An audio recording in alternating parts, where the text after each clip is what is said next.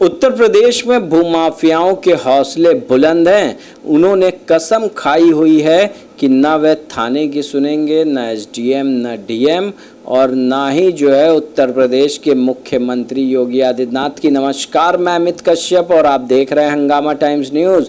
इस वक्त हमारे साथ में पीड़ित शंकर हैं जो संभल से आए हुए हैं और उनकी समस्या इस तरह की है कि जहां जहां वो जाते हैं और उन्हें वहां से राहत भी मिलती है, और जो आरोपी हैं वह इनके लिए दूसरा गड्ढा खोद देते हैं कि अब इससे कैसे निपटोगे और क्या करोगे, कहाँ जाओगे, तुम ऐसे ही दर दर की ठोकरें खाते रहोगे। तो हम सीधा रुख करते हैं शंकर की ओर और जानते हैं क्या है उनका कहना और क्या है उनका पूरा मामला। शंकर, क्या है तुम्हारा मामला? नमस्कार सर, मैं थाना तहसील गुन्नौर से आया हूँ।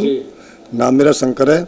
सर, मेरे पूर्वजों का एक खेत था जिसकी घाटा संख्या 892 है जी। 892 को 4 भागों में बांटा हुआ था। हाँ। बड़े चाचा ने गजराम सिंह को बेचा, छोटे चाचा ने महारानी को बेच दिया। तो महारानी ने एक बगल में दूसरा खेत और ले लिया था, तो वो तो उसमें से निकल के चली गई है अपने खेत के लिए, हमारे चाचा से खरीदा था। और गजराम सिंह मेन फ्रेंड से आकर के अपने खेतों में घुस जाते हैं। हमारा तहेरा भाई बंदा है नरेश और मैं बंद हूँ सदाताराम। मतलब अब हमने जब 2017 में मुकदमा डाला था, एसडीएम साहब के आदेश अनुसार वो बंटवारा पूरे पश्चिम जगह पर उत्तर दक्षिण करा दिया गया था, जाके सब लोग सड़क पर आ जाएं।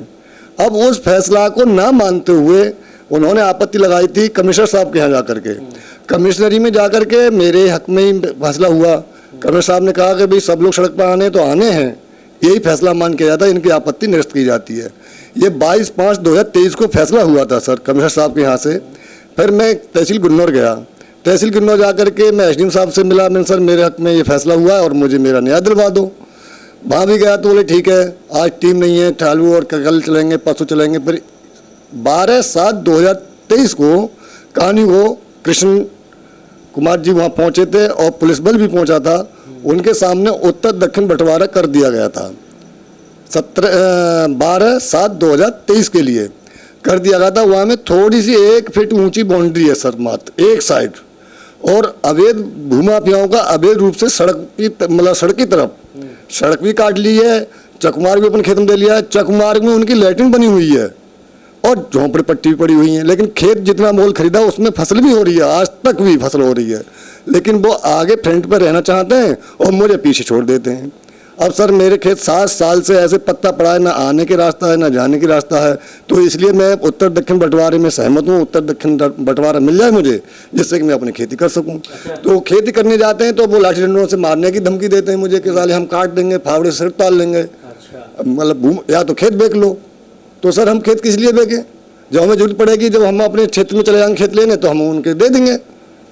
अब बार बार इसी बात कहते हैं खेत बेच लो, खेत बेच लो। सर हम खेत कैसे बेचें? प्रदेश के मुख्यमंत्री से हाँ सर, मैं उनसे ये न्याय मांगने आया हूँ कि सर मेरे लिए न्याय मिल जाए, और वो डीएम साहब से कह दें या एसडीएम साहब से कह दें थोड़ा मेरे लिए न्याय मिल जाए तो अच्छी बात है। सर बार बार मैं जीतता हूँ, वो बार बार आपत्ति लगाता है। ये बताओ, जब एसडीएम द्वारा आदेश किया गया और तुम जो हो यहाँ पर पहुँचे भी, शासन प्रशासन भी पहुँचा तुम्हारी ज़मीन पर तुम्हें कब्जा दिलाने के लिए, तो क्या दबंगों ने किया?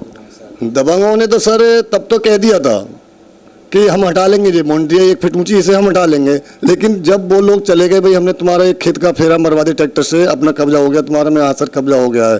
फिर हम दूसरे दिन गए थे खेत पर, उन्होंने बाउंड्री जो की तो लगा ली है एक साइड से, और फिर हमारा कब्जा नहीं होने दिया उन्होंने। पुलिस को भी कहते हैं कि ये तो कितने आते कितने जाते रहते हैं, यही कहते हैं साहब। मैं डर की वजह से अपने खेत पर नहीं गए हम। ठीक, तो कौन लोग आरोपी हैं? आरोपी में ओमपाल, रामकुमार, राजपाल। अच्छा, 3 आरोपी। 3 है सर। तो ये थे हमारे साथ में शंकर, संभल के गुन्नौर तहसील के रहने वाले, जिनको 3 आरोपी इस कदर उन्हें परेशान करे हुए हैं कि वे कहीं ना कहीं उनकी समस्याओं को लेकर के अभी तक के समाधान नहीं हुआ है।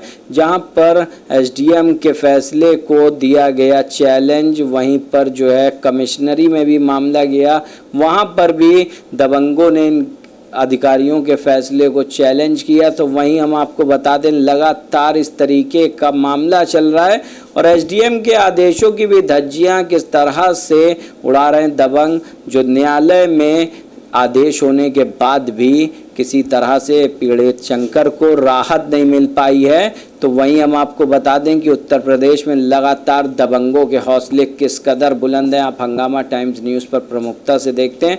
अगर आपको भी है समस्या तो घंटी बजाओ। रुक जाइए क्या सर एक और है इसमें कहानी।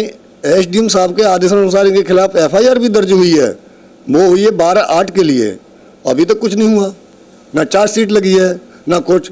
कमिश्नर साहब के आदेश को भी नहीं माने, शासन प्रशासन का अवहेलना करते हैं वो लोग। सर हम तो कोई चीज़ में चीज़ नहीं है, वो तो जब जाएंगे तब मार ही देंगे हमें। इसलिए हम नहीं जाते। हम ये चाहते हैं हमारे पूरा खेत पर कब्जा करवा दिया जाए। हम तो योगी से बाबा से यही प्रार्थना करना है कि बाबा हमारे खेत पर कब्जा करवा दीजिए बस।